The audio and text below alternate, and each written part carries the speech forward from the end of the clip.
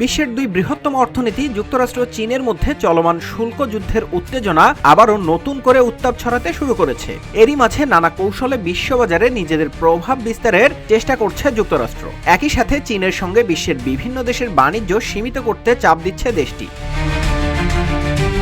এমন প্রেক্ষাপটে যুক্তরাষ্ট্রের সঙ্গে চীনের স্বার্থবিরোধী কোনো চুক্তি না করার হুঁশিয়ারি দিয়েছে বেইজিং। তারা বলছে দেশগুলো যেন যুক্তরাষ্ট্রের সঙ্গে এমন কোনো বাণিজ্য চুক্তি না করে যাতে চীনের স্বার্থ ক্ষুণ্ণ হতে পারে। এই বক্তব্য এসেছে এমন সময়ে যখন ব্লুমবার্গ সহ একাধিক সংবাদ মাধ্যম জানিয়েছে ট্রাম্প প্রশাসন যুক্তরাষ্ট্র থেকে শুল্ক হ্রাস বা ছাড় চাওয়া দেশগুলোকে চীনের সঙ্গে বাণিজ্য সীমিত করার জন্য চাপ দিচ্ছে, যার মধ্যে অন্তর্ভুক্ত রয়েছে আর্থিক নিষেধাজ্ঞাও। এর প্রেক্ষিতে বিভিন্ন দেশের প্রতি পাল্টা কঠোর হুঁশিয়ারি উচ্চারণ করেছে চীন সরকার। যুক্তরাষ্ট্রের সঙ্গে চীনের স্বার্থবিরোধী কোনো চুক্তি না করার বিষয়ে বিভিন্ন দেশকে সতর্ক করেছে দেশটির বাণিজ্য মন্ত্রণালয়। বলেছে চীন দৃঢ়ভাবে এমন যে কোনো চুক্তির বিরোধিতা করবে যা তাদের স্বার্থের ক্ষতি করে এবং প্রয়োজনে কঠোর পাল্টা ব্যবস্থা নেওয়ার হুঁশিয়ারিও দেয়া হয়েছে।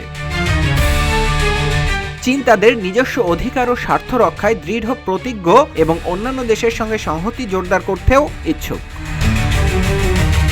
চীনের বাণিজ্য মন্ত্রণালয়ের মুখপাত্র জানান, যেসব দেশ বিশেষ করে দক্ষিণ পূর্ব এশিয়ার অঞ্চলগুলোর দেশগুলো বিনিয়োগ, শিল্প অবকাঠামো, প্রযুক্তিগত জ্ঞান এবং ভোগের ক্ষেত্রে চীনের উপর ব্যাপকভাবে নির্ভরশীল, তারা যুক্তরাষ্ট্রের চাপে মাথা নত করলে মেনে নেওয়া হবে না।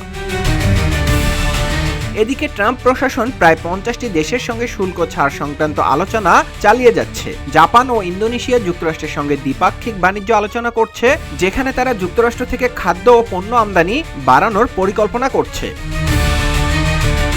সম্প্রতি চীনের প্রেসিডেন্ট শি জিনপিং 3টি দক্ষিণ পূর্ব এশীয় দেশ সফর করেছেন, যেখানে তিনি আঞ্চলিক সম্পর্ক জোরদার করার আহ্বান জানিয়েছেন এবং একতরফা বাণিজ্যিক দমন নীতির বিরুদ্ধে সতর্ক করেছেন।